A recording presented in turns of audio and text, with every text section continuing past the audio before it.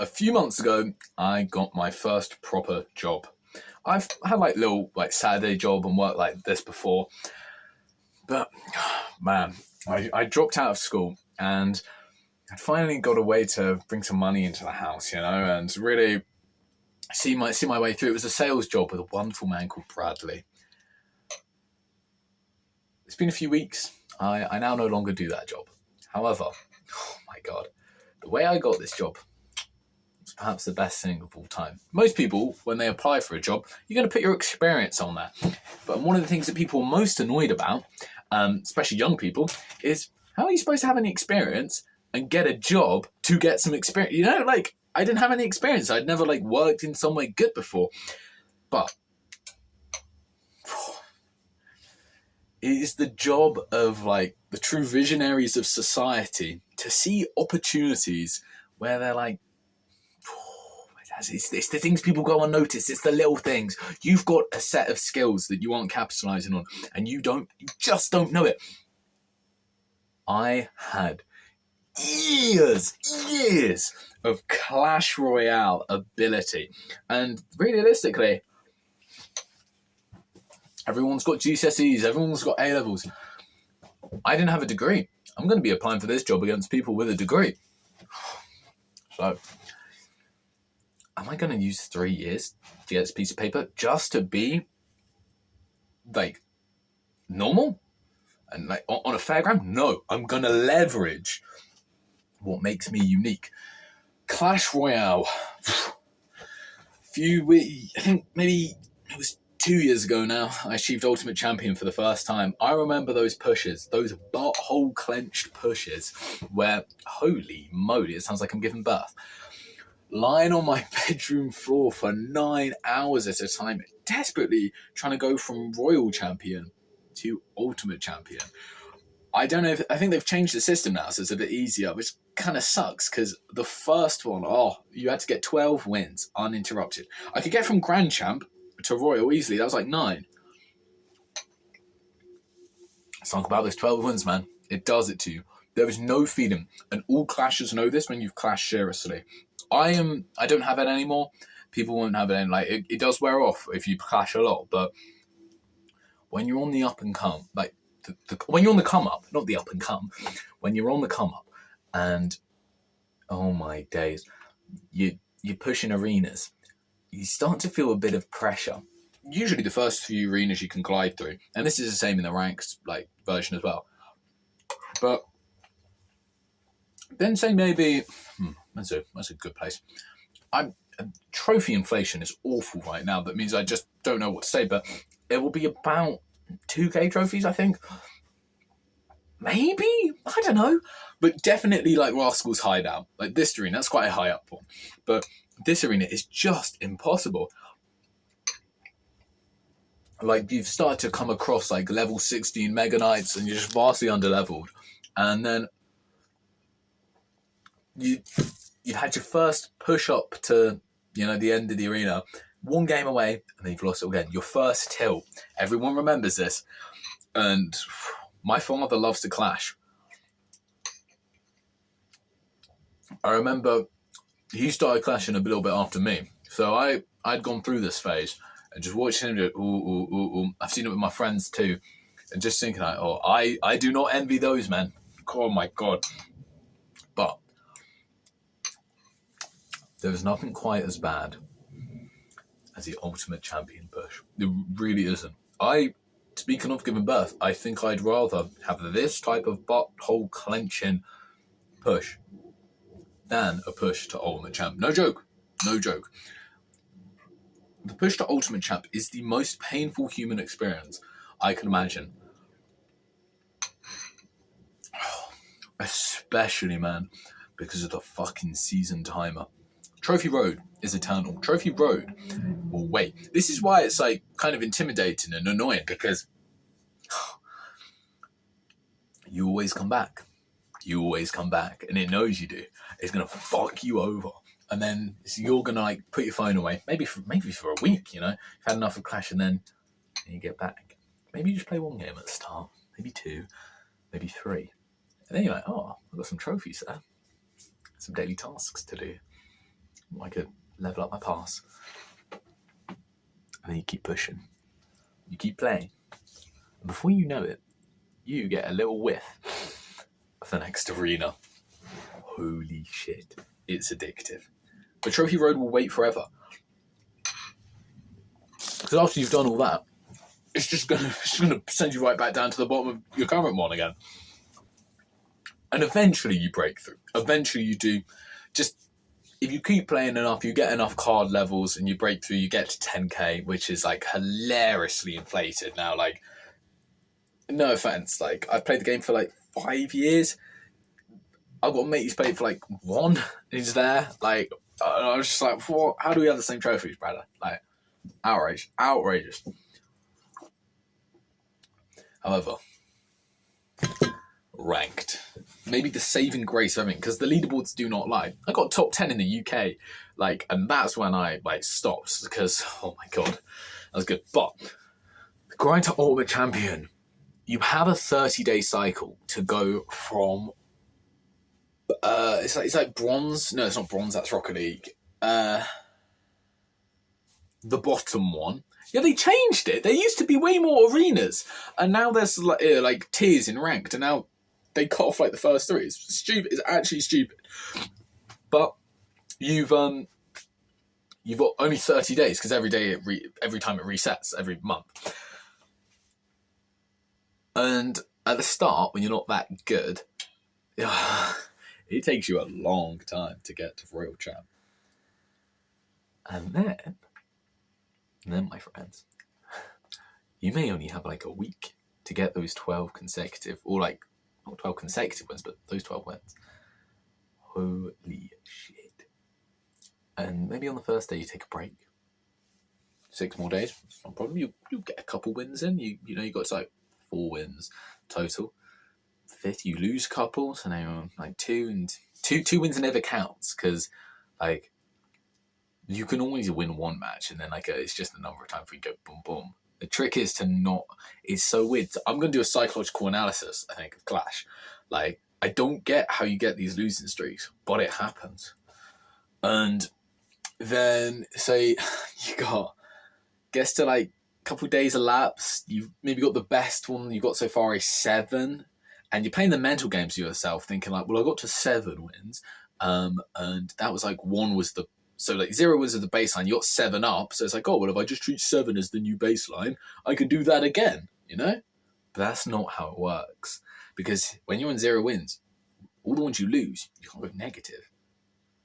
But then you hop on for your first game thinking you only need 5, and you got 7, so it's gonna be easy.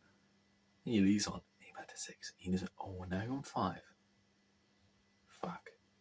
And you don't know what to do. You don't know whether to keep playing or not. And then, you know, it gets a couple of days left. And sometimes you miss your chance. Sometimes I had homework and stuff like this. There were reasons I had to sacrifice greatness. But I remember it was while my final GCSE exams were coming up. This is what I was putting my time into. I don't remember the day, but I definitely have got screenshots of it. I've got screenshots of all my little Clash updates. When I would like upgrade a card to like a new level, like when I finally maxed out my graveyard, that's screenshot. All of the shit like this. There's stuff that matters. Family memories, they're not in the camera roll, they're getting deleted to make room for more clashing. Because that's what we need. But yeah. What am I even talking about? Oh yeah! It got me a job. I got so carried away. This is what the Clash does to you. It's like, it's fucking ingrained in me, you know? Like, it's etched into my mind. So, this was what I had experience with, and as you can see now, it's the only thing I can talk about. And so, for my job application on Indeed.com, when they asked for previous work experience, I put Ultimate Champion, because I fucking am. I didn't brag. I didn't say I got top 10 in the UK, which is it's It's a bold game. It's a bold claim. It's like I have the stuff to prove it. Like if you say to me, like I've got the screenshots. I fucking got the screenshots. Trust me. But like everyone's in the game, right? And then, but like I was actually in the game. If you clicked the thing, you click leaderboard, and you click like local. I was there. I was like 800 something. That's awesome. It was when the meta had like shifted so that my deck was like broken because nothing could fucking crown to a graveyard. But like, we ball. We'll take it. Oh my god! Like, I need to talk about the story of Clash King because like my entire school was calling me Clash King for ages. So it was really cool. That might have been peak life, you know. But this was more mad. Oh. And yeah, I got the job. I just mass applied. This is dopamine maxim on Indeed.com. I just applied to hundreds of jobs with just the same CV. And this thing was like optimized. It'd be like, really easy to like fucking just apply to tons and tons of jobs. So I just did that. The dopamine I got was amazing. I did it for the dopamine. I didn't do it to get a job. I got a fucking like call back saying like, oh, pop down to the office on this time because we've got an interview. I read this email while I was in Poland. They said, sorry, love, can we reschedule it? Because I'm not going to be in the country. But I didn't say why I was in Poland. I didn't say I was like visiting my girlfriend and like doing happy dude arty stuff. I made it sound like I was on a fancy business trip because your boy's balling. Balling as a bum in a shed eating soggy brown flakes. But he's balling nonetheless. It's a state of mind. We then like get back to the UK. Who's we? Me. It was only me. I got back to the UK and then I go up to London for this interview. No one really knows what's going on. My parents don't really know what's going on. I don't really know what's going on. Because I asked me, James, where are you going? I go, I'm going up to London. I got a job interview tomorrow. So since when? You're a bum. Yeah, I know, man. But this is my way out. It was a sales job. It wasn't very glamorous, but as all the online gurus will tell you, and I actually kind of agree with this, it's a performance-based job. Like, you put more stuff, you're not working by the hour, you get paid like an hourly rate, but like, get commission. That's pretty good. Like, that appeals to me very much. Thinking like, oh, if I can just do this really well, and like, I can learn it, I can get better at it, that's the idea, I can just get paid more money. That's really good. And it's also a transferable skill. Everyone needs to sell stuff. Right now, like, someone sold me these bran flakes. Or sold my mum these bran flakes, and I don't know for what godforsaken reason I picked them because now they're soggy. But anyways, yeah. So I get up to this company. Fortunately, they didn't ask too many questions about like my experience. But we sit down. We're like on a big table. It looks like it's really fancy. I've never been inside like a proper office before. And I remember like sitting in the waiting room, being a bit nervous. I was clashing in the waiting room. Dude tells me to come in with like a bunch of other people, sit down on this table. Everyone was very, very nice. There are a few people that I was like, yeah, I think I can probably beat you in like terms of getting this job. I thought there was only one position available. This was a lie.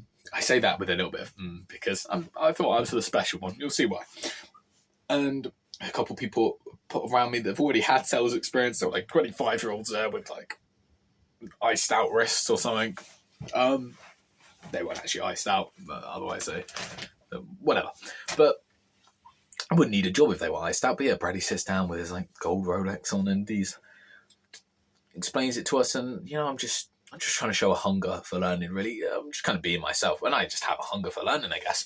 And then I get, I think I do decently, and no, I actually think I did.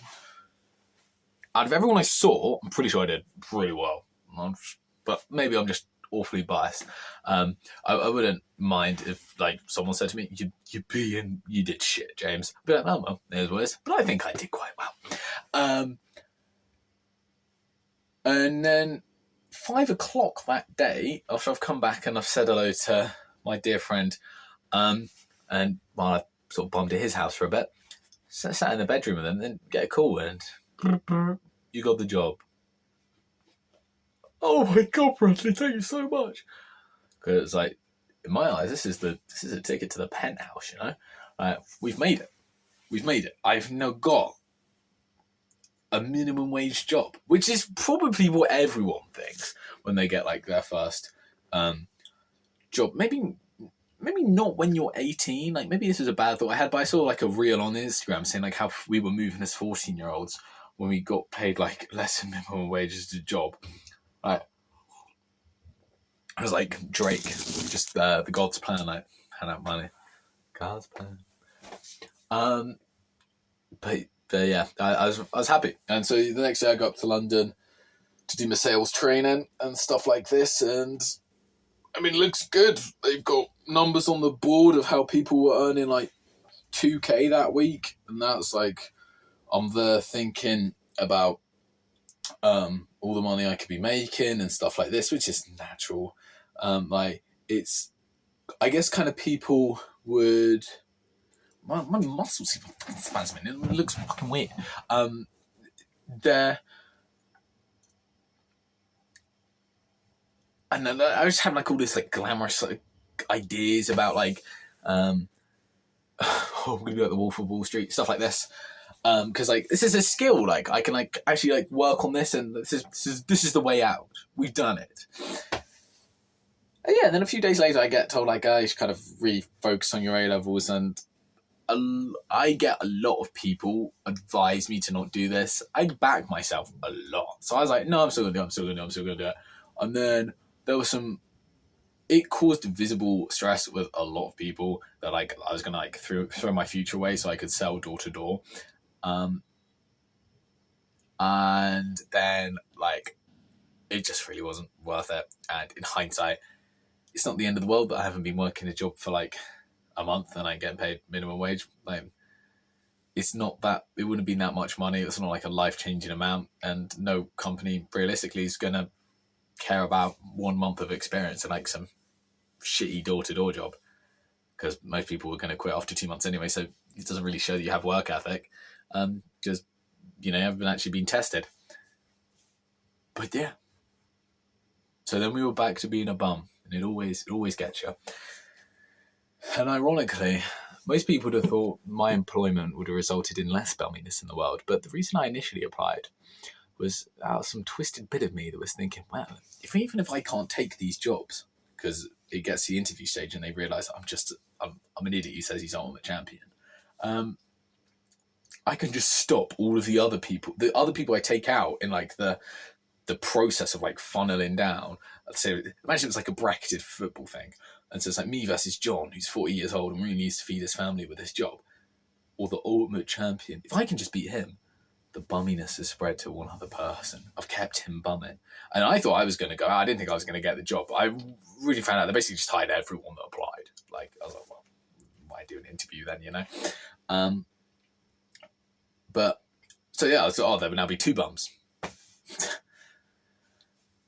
Because I got the job, there were like 80 applicants, and there were maybe like 8 of us who got it. But I'm going to take credit for like the 70 people who, obviously these people would have beaten some factory, but no, I'm taking credit for that. They're mine.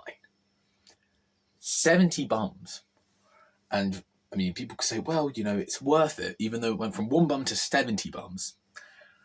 This one non-bum now is going to just become so excellent. I was like, no, he quit. And I'm the biggest bum of them all. So essentially there are 170 bums. Because I'm a 100% bum. Remember that. I should get a sponsorship from Chris Bumstead because he's got bum energy.